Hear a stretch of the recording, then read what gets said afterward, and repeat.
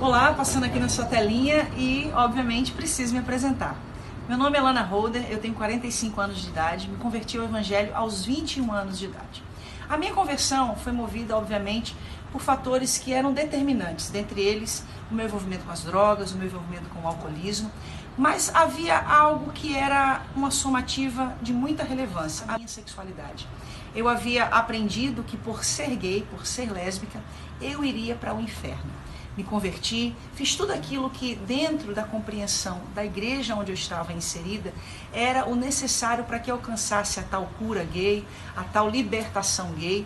Me casei, tive filho, ascendi ministerialmente, inclusive através de um testemunho, professando que eu era uma ex-lésbica e, óbvio, tudo isso só refletia o desejo desesperador da minha alma. Porque, afinal de contas, quem é que quer ir para o inferno, sabendo que existe essa tal possibilidade de cura e de mudança? Depois da minha conversão, com tudo isso, chegou um momento em que eu enfrentei um grande conflito. A minha sexualidade não havia mudado. E eu sou Rosânia Rocha, tenho 47 anos, conheci o Espírito Santo com 8 aninhos de idade. Aos 14 anos me afastei dos caminhos do Senhor e, claro, a fé latente dentro do meu coração, procurei a fé em vários lugares e um deles foi no ocultismo. E vivi isso por um tempo, mas o Senhor me resgatou novamente aos 18 anos de idade e eu voltei então aos pés do Senhor e retomei a minha caminhada com meu Salvador. E desde então não parei mais de adorá-lo e conhecê-lo mais. Fui para os Estados Unidos muito cedo, muito novinha, constituí família ali. Meu ministério expandiu ali nos Estados Unidos como cantora, como ministra de louvor por todos os Estados Unidos, mas havia algo dentro de mim que não tinha resposta. As pessoas às vezes me perguntam assim: mas você sempre foi homoafetiva? Você já se descobriu cedo ou depois, mais tarde, quando conheceu a Lana? Não, desde muito criança eu sabia que eu era uma garota diferente das outras. E eu sabia que havia algo diferente. O que eu fiz, como todos automaticamente faz hoje, pelo medo, pelas pregações, por aquilo que escuta, principalmente aqueles que crescem, né, no lar evangélico. Então, o que eu fiz? Eu coloquei dentro de uma caixa e esqueci, e vivi intensamente a minha vida naquilo que Deus estava me dando no momento, naquilo que eu tinha da parte de Deus. Então, deixa eu te fazer uma pergunta. A sua orientação sexual foi uma opção? Jamais, não foi. Realmente era algo intrínseco em minha alma, né? Ninguém tem uma opção, né, de enfrentar a vida como muitas pessoas têm enfrentado hoje, ser julgado, ser apedrejado, ser condenado, ser colocado, segregado, né? Não, nunca foi uma escolha, realmente é uma orientação. Para mim também a mesma coisa. Não foi uma escolha que eu fiz. Então a primeira coisa que a gente quer desconstruir dentro da sua cabecinha é: sua sexualidade não é uma opção. Ninguém escolhe ser segregado, ninguém escolhe ser marginalizado, ninguém escolhe ouvir que o seu lugar é numa boate e não dentro da igreja. Ninguém escolhe estar marginalizado perante a sociedade. Ninguém escolhe ter que enfrentar discursos de violência, ser alvo de homofobia. Nós estamos dentro de um país onde o índice de homofobia, de crimes que são praticados por causa da homofobia, ultrapassa os países onde a homossexualidade é vista como crime. Nós chegamos a ultrapassar. Então não, nós não fizemos uma opção. A nossa sexualidade é como a cor da nossa pele, é como a cor dos nossos olhos. Assim como os pretos durante muitos anos tiveram que lidar com o racismo, com a segregação, por causa da cor de sua pele, assim são os homossexuais. Assim como dentro do conceito de Levítico, por exemplo, aqueles que tinham algum defeito físico tinham que lidar com a segregação, com a exclusão, assim também, obviamente, era algo intrínseco a eles, essa deficiência física. Da mesma forma, é a sexualidade de alguém. Não se escolhe, porque não se escolhe sofrer, não se escolhe ser a bola da vez, ser aqueles que serão utilizados para levantar, através de discursos de ódio, evidenciar a imagem de muitas pessoas, diga-se de passagem. Então, a gente está aqui hoje para falar um pouquinho sobre toda essa circunstância que está acontecendo em torno dessa questão relacionada aos homossexuais. Primeiro, algumas pessoas têm nos dito: vocês não vão se manifestar a respeito? Uma coisa que eu quero deixar bem clara é que nem toda ação carece de uma reação. Segundo, que nós já nos manifestamos há 9 anos atrás.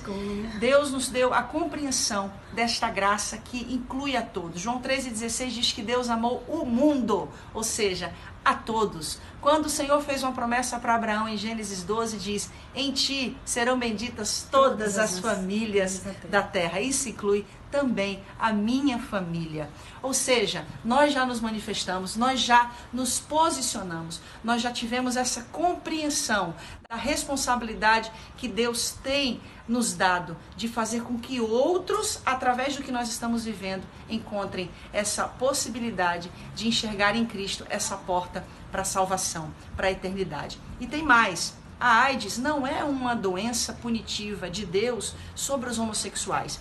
Porque se a AIDS for vista como uma doença punitiva de Deus aos homossexuais, nós então poderíamos dizer que todas as DSTs, doenças sexualmente transmissíveis, são uma punição de Deus aos heterossexuais.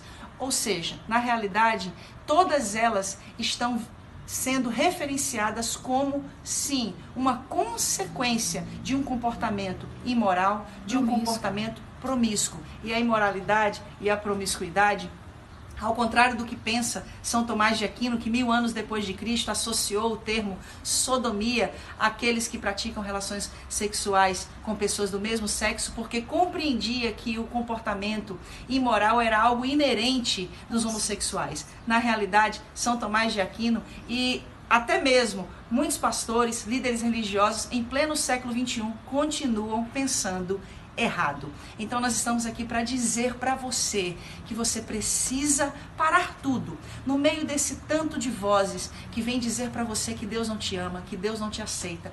Para, sabe por quê? Porque essas pessoas, elas estão achando que elas têm a responsabilidade de apresentarem a Deus, quando na realidade nós temos a responsabilidade de ouvirmos a voz de Deus para nós mesmos. Conhecemos a Deus com as nossas próprias experiências. E ter a nossa própria experiência com o nosso Deus. Né? Ter a nossa própria experiência. Não do que as pessoas falam o tempo todo, como você acabou de dizer, são muitas vozes, muitas falácias, né? E no meio de tantas vozes, de tanto buchiche, de tanta coisa, você muitas vezes deixa passar despercebido a voz daquele que te amou sobremaneira, sobre todas as coisas, aquele que veio por você, morreu na cruz do Calvário por você também.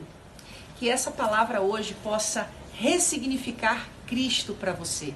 Que essa palavra hoje possa despertar no seu coração a compreensão de que sim, Jesus é um Deus completamente diferente de tudo aquilo que você possa imaginar. Quando Deus enviou seu Filho, Ele não enviou um anjo, um arcanjo, um querubim, um serafim. Ele enviou como homem. Sabe por quê? Para que Ele possa se identificar com as nossas dores, para que Ele possa se identificar com os nossos desafios, para que Ele possa se identificar com tudo aquilo que a gente vivencia e que nos leva a um sofrimento. Hoje, a maior dificuldade que nós temos é de falar de Jesus para um homoafetivo. Inclusive, está provado que a cada 5 pessoas que se suicidam, 3 são homossexuais. Estão dentro deste grupo do LGBTQIA+. Sabe por quê? Né? De porque tanta coisa. Não consegue se sentir sozinho no mundo, se sentir julgado, se sentir à mercê da sociedade, né? Não conseguem enxergar, eles não conseguem enxergar o amor de Deus. Mas nós estamos aqui para te dizer: Jesus te ama demais. Jesus te ama demais. Mesmo. E ninguém pode representá-lo. Ninguém tem essa capacidade de poder representar quem Ele é, quem realmente Ele quer se revelar e se manifestar. E tem sim lugar para você juntinho de Jesus. Ele tem feito para você várias oportunidades de você conhecê-lo mais, porque Ele te ama tanto, que tem aberto muitas portas para que você possa exercer o teu ministério, o teu talento, essa beleza toda que há dentro de você. Ela não veio só porque você nasceu e está aqui, ela veio porque Jesus colocou dentro de você. E eu finalizo com a seguinte palavra: quem tem boca diz o que quer, mas quem tem ouvidos ouve o que está disposto realmente a ouvir daquilo que vai alimentar e trazer paz para a sua alma. Existe uma palavra chamada ética. A ética, ela não pode ser engessada, ela está sempre em movimento. Por exemplo, quando você vê uma tribo indígena e você enxerga quais são os conceitos éticos daquela tribo, eles estão completamente desassociados dos conceitos éticos da sociedade, porque a ética, ela está sempre em movimento, se expandindo. Mas a gente precisa se basear na ética cristã. E Sim. Qual é a base da ética cristã? O amor. E quem é o amor? O amor é Cristo. Deus, Cristo. Ele é o amor. E Ele está sempre em movimento. E Ele está sempre expandindo as cortinas da habitação para que caibam todos os seus filhos, todas as suas filhas, todos os seus filhos todos aqueles que foram chamados para viver a experiência de salvação com Ele. Coisa linda, hein? Ter esse Jesus. E eu e a pastora Rosânia hoje queremos terminar dizendo que sim, encontramos um lugar em Cristo. A cidade de refúgio, a igreja que nós pastoreamos, é este lugar que não importa quem você seja, o Senhor está te chamando para viver uma experiência real e genuína com Ele. Com Ele. Deus abençoe vocês.